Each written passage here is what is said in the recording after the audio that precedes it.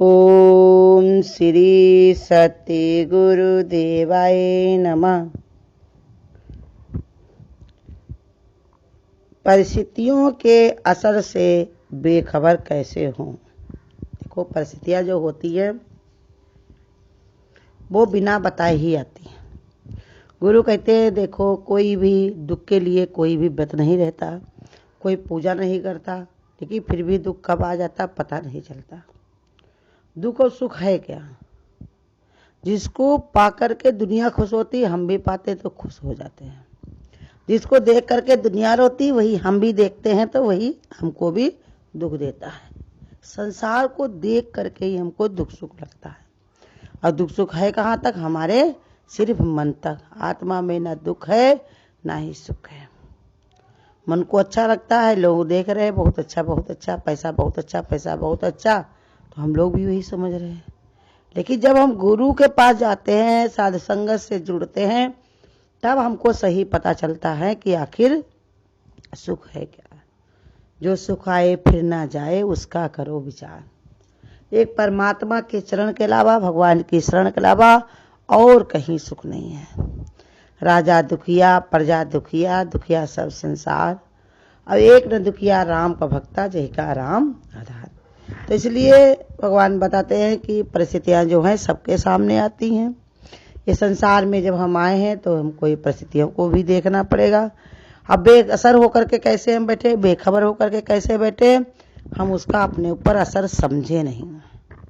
देखो, आज के संसार में लोग पढ़े लिखे भी हैं और लोगों के पास इतना समझ भी नहीं है, या कुछ भी समझ लो इतना गंभीर नहीं है। इसलिए कोई दुख पड़ता है तो उसको परेशानी थोड़े से में ही निपटा लेते। देखो, अस्पतालों में लोग भर्ती हैं, पहले लोगों को समझ नहीं थी तो कितना सब उसी में रोते धोते थे, परेशान होते थे सोच सोच के। लेकिन आज सबके अंदर पढ़े लिखे जैसी जागृति आई हुई है, तो अपना हंस के बोल के फ़ोन करके अपना कहीं न कहीं अपना समय पास कर लेते हैं। मन को अपने बता देते हैं कि देखो, ये परिस्थिति जानने वाली, क्योंकि अस्पताल में भीड़ लगी हुई है। पहले लोग अस्पताल तक पहुंच ही नहीं पाते थे, गांव में ही अपना इलाज कराते थे, वैसे उनके अंदर समझ नहीं होती थी। अब आज देखो, अस्पतालों में व्यवस्था भी है, बढ़िया पंखे लगे हुए हैं, टीवी रखी हुई है, हर सुविधाएं रखी हुई हैं। किसके लिए? जिससे अपना दिमाग को शांत रखें, परिस्थिति का अपने ऊपर असर ना होने दे। क्योंकि अगर हमारे ऊपर असर पड़ा तो सबसे पहले हमको ही बड़ा ही दुख देगा, धराशाही कर देगा, परेशान कर देगा। और जहाँ परेशानी बढ़ी वैसे ही हमको कोई फिर उबार नहीं सकता। गुरु कहते हैं, बीमारी कम है, उसका भय ज़्यादा है। जैसे कोरोना में देखो, कितने लोगों ने डर के, थोड़ा जुकाम हुआ, सर्दी हुआ, चेकअप करवा लिया कि हम देखे हमारा तो नहीं हो गया, तो बेचारे कोई तो ठीक ही नहीं हो पाए। इतना सदमे में चले गए, इतना उनको डर पैदा हो गया कि जो है कितने लोगों को तो जैसे अटैक जैसा पड़ गया। चिंता के कारण है, हमको कोरोना हो गया, अब हम किसी से बोल नहीं सकते, अब कोई रिश्तेदार नहीं मेरा है, जो पैसा कौड़ी मेरा सब छूट जाएगा। इतना भयभीत हो गए, इसी के कारण कितने लोगों को ये बहुत ही ज़्यादा परेशान भी कर दिया। लेकिन कितने लोगों को थोड़ा बहुत हुआ भी, लेकिन चेकअप नहीं कराया, रे कुछ नहीं, हमको कुछ नहीं है, हमसे कोई इससे मतलब नहीं है, तो वो उनके ऊपर कोई असर भी नहीं पड़ा। तो इसलिए इससे हम बेसर कैसे करेंगे? असर अगर दिखाई भी पड़ता संसार में तो हम उनको असर ना समझे। हम सोचे कहीं भी होगा संसार में, हम तो भगवान के प्यारे हैं, हमको ऐसी कोई कष्ट भगवान देगा नहीं, क्योंकि हम परमात्मा की शरण में बैठे हुए। अब भगवान हमारे बड़े दयालु हैं, बड़े कृपालु हैं, हमारे ऊपर कोई असर नहीं पड़ेगा। अनुकूल परिस्थितियाँ, प्रतिकूल परिस्थितियाँ आए तो तुम उनमें कैसे फंसो नहीं तो वो तुम्हें ले डूबेंगी। जो दुनिया को तू मैं प्रभावित नहीं होता, जो दुनियादारों की निंदा स्तुति से और दुनिया के सुख दुख के प्रभावित नहीं होता, वो दुनिया को हिलाने में और जगाने में अवश्य सफल हो जाता है। क्योंकि संसार में ऐसे ही है, अपने आप तो इंसान चैन से रहता नहीं और दूसरे को चैन से रहने देता नहीं है। उसको यही बात का दुख होता है कि आखिर ये चैन से क्यों हो। संसार में दुख इस बात का है कि आखिर दूसरा सुखी क्यों है। दुख इस बात का नहीं है कि कोई दुखी है या हम दुखी हैं।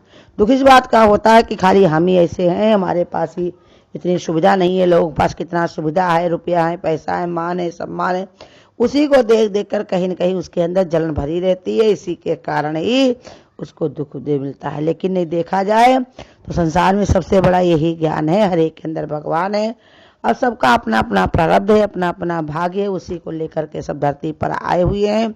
उनको किसी से मेल मिलाने से, किसी से अपने को जोड़ने की आवश्यकता नहीं है, लेकिन ये मन के कमजोरी के कारण ही उनकी स्वभाव ऐसे बन जाता है। इसी के कारण उनकी असफलता भी होती है, वो अब सफल नहीं हो पाते, क्योंकि जो निंदा चुगली होती है वो रास्ता को रोक देती है। इंसान को, जैसे गुरु कहते थे, ये धुंध होती है, कोहरा होता है, कोहरा में ट्रेनें नहीं चल पाएंगी, इंसान राहगीर भी अपना रुकने लगेंगे कि इसमें मंजिल नहीं मिलेगी, कुछ दिखाई नहीं पड़ेगा। ऐसे ही राग द्वेष के कारण भी इंसान को कुछ भी दिखाई नहीं पड़ता। सुविधा असुविधा ये इंद्रियों का धोखा है, सुख दुख ये मन की वृत्तियों का धोखा है, मान अपमान ये बुद्धि वृत्ति का धोखा है। इन तीनों से बच जाओ तो संसार अपने आप के लिए नंदन वन हो जाएगा, वैकुंठ हो जाएगा। वास्तव में तुम वृत्तियों परिस्थितियों से असंग हो, दृष्टा चेतन नित्य ज्ञान स्वरूप निर्लेप नारायण हो। कहीं जाना नहीं है, कुछ भी पाना नहीं है, कुछ छोड़ना नहीं है, कुछ लेना नहीं है, और मरने के बाद नहीं, वरन आप जहां भी हो, जिस समय हो, उसी समय ही तुम्हें किसी से कुछ भी मतलब नहीं है। सब अपनी दुनिया में मस्त हैं, अपने आप में ही सब तृप्त हैं।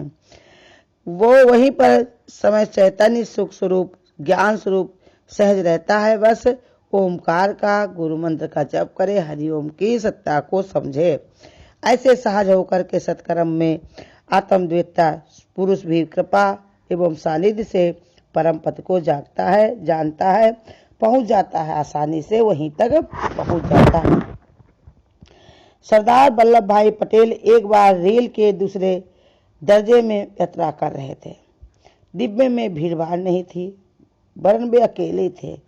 इतने में स्टेशन पर गाड़ी रुकी, एक अंग्रेज माई आई। उसने देखा कि इनके पास तो खूब सामान है, बोली ये सामान देकर तुम चले जाओ, नहीं तो मैं शोर मचाऊंगी। कहा कि उसने वो सोचा लेडीज थी, तो उसने कहा कि अगर तुम सामान वामान सब रखे हुए हो, तो उसने कहा ये सामान यहीं पर रख दो, तुम बाहर चले जाओ, नहीं तो मैं शोर मचाऊंगी, और उस शोर मचाऊंगी तो तुम्हारी बड़ी बुरी तरह पिटाई करवाऊंगी। तो परिस्थितियों से प्रभावित नहीं होता, परिस्थितियों का प्रभाव प्रभावित कर देता है। सरदार पटेल ने युक्ति लड़ाने में देर नहीं लगी। उन्होंने कहा कि माई की बात सुनी तो सही, किंतु ऐसा स्वांग किया कि मानो वे गूंगे बहरे थे। वे इधर से बोले, तुम क्या बोलती हो, वो मैं नहीं सुन पा रहा हूँ, तुम जो बोलना चाहती हो वो लिख करके दो। उस अंग्रेज माई ने समझा, अच्छा ये बहरा सुनता नहीं है, अतः उसने लिख कर दे दिया। जब चिट्ठी सरदार के हाथ में आई तो वे खूब जोर से हंसने लगे। अब माई बेचारी क्या करे, उसने तो धमकी देना चाहा था, किंतु उसे हस्ताक्षर वाली हाथ लिखी चिट्ठी खुद ही फंस गई। ऐसे ही प्रकृति माई के लिखवा करके करवा ली, तो फिर वो क्या शोर मचाएगी, क्या पिटाई करवाएगी, क्या तुम्हें जन्म मरण के चक्कर में डालेगी। इस प्रकार प्रकृति की ओर से तीनों बातें मिली हुई हैं, शीत उष्ण सुख दुख मान अपमान। इससे अपने को आप प्रभावित रखो, जो विजय तुम्हारी है। किंतु गलती ये करते हो कि साधन भी करते हो, असाधन भी करते रहते हो, साधना भी करते हो, असाधना भी करते रहते हो, सच्चे भी बनते हो और सच्चे भी बन जाते हो, कभी कभी तुम झूठे भी बन जाते हो। इसलिए तुम्हारी ये स्थिति है। भले बने हो तो कभी भलाई भूल जाते हो, और बुरे बने हो तो छोड़ते नहीं हो। विद्वान होना चाहते हो पर बेवकूफ़ी साथ में रखते हो, भय भी साथ में रखते हो, निर्भय भी होना चाहते हो, आसक्ति साथ में रख करके अनासक्त होना चाहते हो। इसलिए परमात्मा का पथ कठिन हो जाता है। कठिन नहीं है, परमात्मा दूर नहीं है, दुर्लभ नहीं है। अतः अपने स्वभाव से जागो, स्वभाव को अपने परमात्मा में जोड़ दो, परमात्मा को जान लो कि सर्दी गर्मी सुख दुख मान अपमान आदि सब भाव हमारे ही मन के ही हैं, क्योंकि ये शरीर मन और बुद्धि के हैं, हमारे नहीं हैं। सर्दी आई तो हम नहीं हैं, सर्दी आई तो वो नहीं है। ऐसे जान करके पक्का निश्चय करके परमात्मा में अपने मन को हमको लीन करना है। अपमान आया तब भी हम थे ही नहीं, और आया तो अब भी नहीं है। इससे पहले ही, अब भी, बाद में भी नहीं रहने वाले, अतः सदा रहने वाली अपनी इसी स्वभाव में जागे रहो। शरीर की अनुकूलता प्रतिकूलता मन के सुखाकर दुखाकर भाव बुद्धि की रागकार द्वेषकार भाव को बना देते हैं। इसलिए संसार की अनुकूलता को बड़ा खुश ना हो जाओ और प्रतिकूलता मिले तो बहुत दुखी ना हो जाओ, क्योंकि जो दुख परेशानी आती है वही हमको सिखा के जाती है कौन मेरा अपना है कौन मेरा परा है। इसलिए हमको शिक्षा मिलती है, हम उसी झूठी दुनिया में फंसे रहते नहीं तो। इसलिए संत महात्मा हमको ये समझाते हैं कि बनने मिटने वाले बदलने वाले इस स्वभाव को जान लो, बस काम बन जाएगा। जितना जान लोगे उतना ही तुम्हारे लिए बड़ी ही आसानी हो जाएगी, नहीं तो तुम फंस जाओगे, बार बार फंस जाओगे। अगर फंसना नहीं है तो एक बार में ही अपनी समझ इतनी बढ़िया बनाओ कि हमको ये असर ना पड़े। अपने बुद्धि को ऐसे बनाओ कि कितनी बार हमारे साथ ऐसी घटना घट चुकी, वो हमको नहीं हिला पाई तो आगे भी नहीं बुलाएगी। कहीं बुखार आया तो बैठ गई घर में, कभी कोई जो है जुकाम हुआ तो घर में रुक गई, कुछ।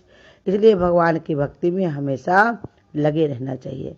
जब भगवान की भक्ति में लगातार रहोगे तो भगवान ने बताया इस परिस्थितियों का सारा तुम पर से असर बेअसर हो जाएगा। कहा भी भगवान ने, जो निरंतर मेरा भजन करता है वो सिर माया का उल्लंघन कर जाता है। भले को भगवान की माया बड़ा ही दुस्तर है, बड़ा ही कठिन है, लेकिन जो निरंतर भगवान का स्मरण करता है वो इस माया से तर जाता है। हरिओम। अगर आपको आज की वीडियो अच्छी लगी हो तो वीडियो को लाइक और शेयर करना ना भूलें। आगे की वीडियोस देखने के लिए चैनल को सब्सक्राइब करें और नोटिफिकेशन